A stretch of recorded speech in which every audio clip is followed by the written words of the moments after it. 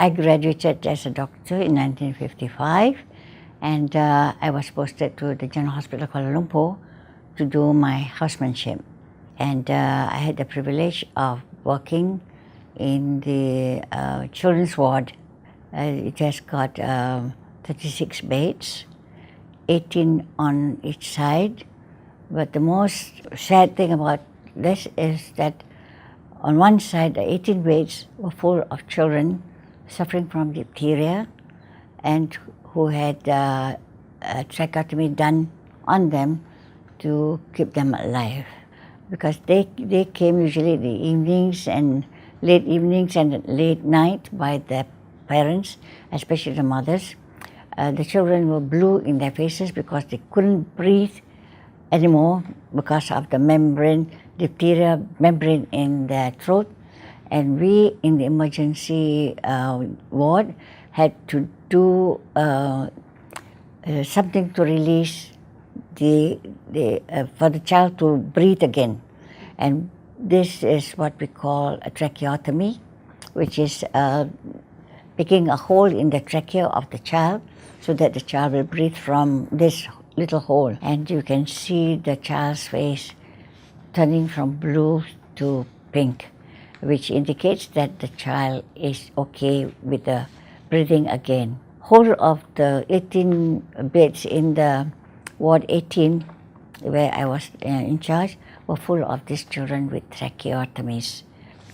On the left side of the ward are 18 children suffering from what we call tuberculosis, meningitis, which affects the brain of the child.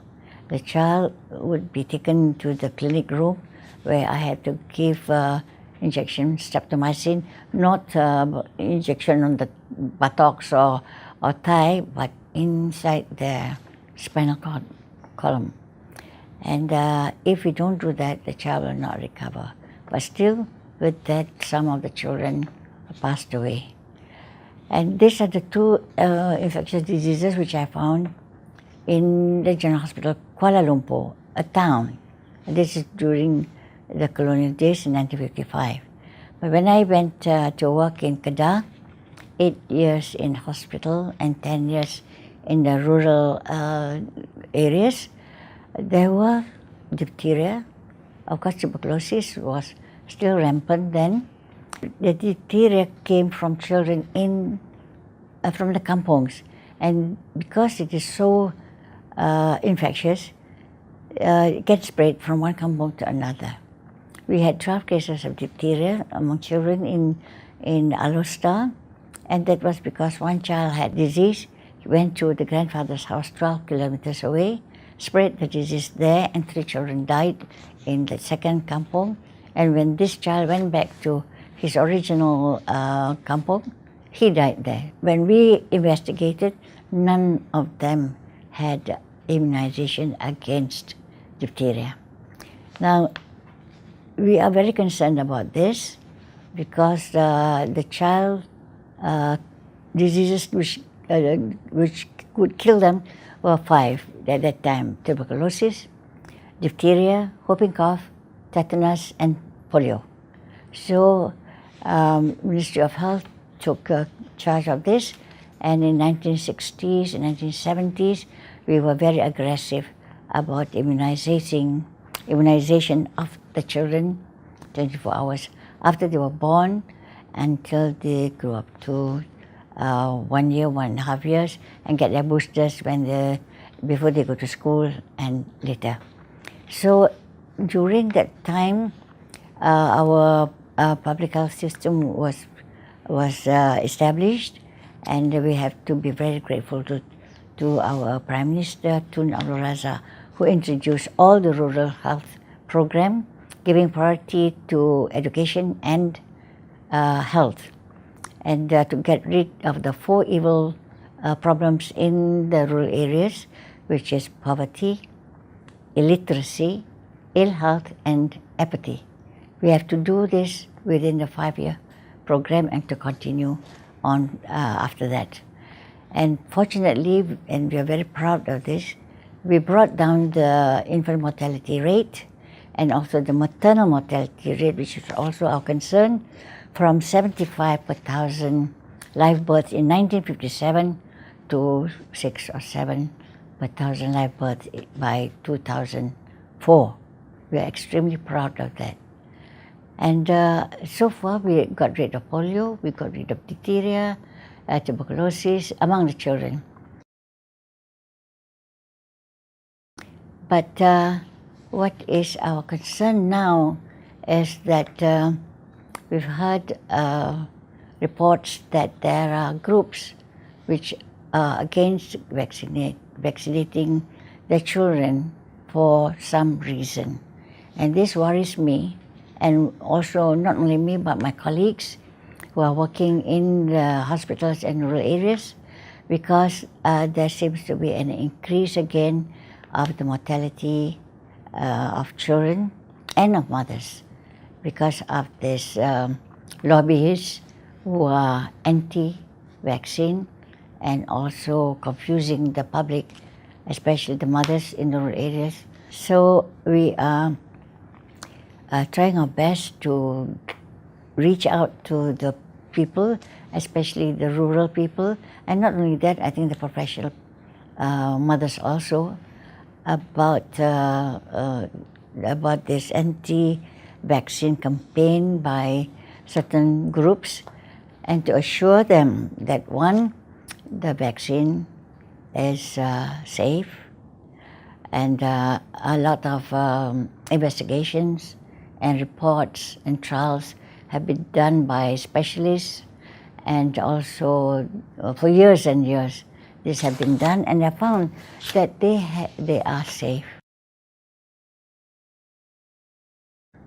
And secondly, the religious groups are very concerned that, and they confuse the public by saying that the vaccines are haram, which means it cannot be given to the Muslim population. But I have to assure you that Islam says that, first of all, Islam says that we can give immunization to our children, and secondly, fatwas has been given around to say that that Muslim population can have this immunization of vaccines. And thirdly, the Ministry of Health has also assured us that there's no component of porcine elements in the vaccine, which means that it is permissible to be used by even the Muslim community. And then there was this group which advocates alternative medicine, and they say that mothers, the children can be immune through the breastfeeding, from birth, and also good nutrition and good hygiene. Yes, this is important too, but it is not enough for the little child to have a good immune system when he grows up. So he's still vulnerable to such dangerous diseases which affects children. And secondly, also, there's also a group to say that they should let nature do its work, and they want the children to have the disease to get their own immune bodies. But and this is done through naturopathy and homeopathy and also traditional medicines. We have not yet obtained any evidence of their work which these people, homeopathy and naturopathy people, were doing. So it is best for parents, mothers especially, to be wary of such groups. As a mother of 7 children, grandmother of 18 and great-grandmother of 1 child. I am with all the mothers that are out there who have children to look after. I would advise that you do not confuse yourself with all the promotions that have been made by irresponsible groups. If you know that you love your children, they are our assets. So as a mother, the instinct is to look after them from the day they are born until they are grown up. So use your common sense and give yourself the chance to make your own decision and not to be guilty about giving your child a vaccine, because you are doing the right thing for your child, and that is to save them from the dangerous diseases which were rampant before.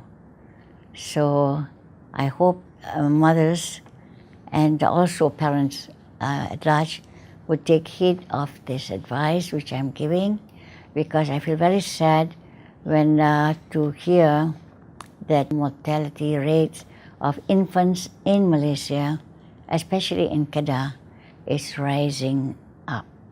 We have already been the most success country to bring down the mortality rates of infants and mothers who are pregnant and postnatal, but it seems the lobbyists are just going against our efforts, and that's why I feel very sad, not only myself, but also my colleagues out there, the doctors, the nurses, and the midwives who have worked so hard the past years to bring down the rates and to look after mothers and children.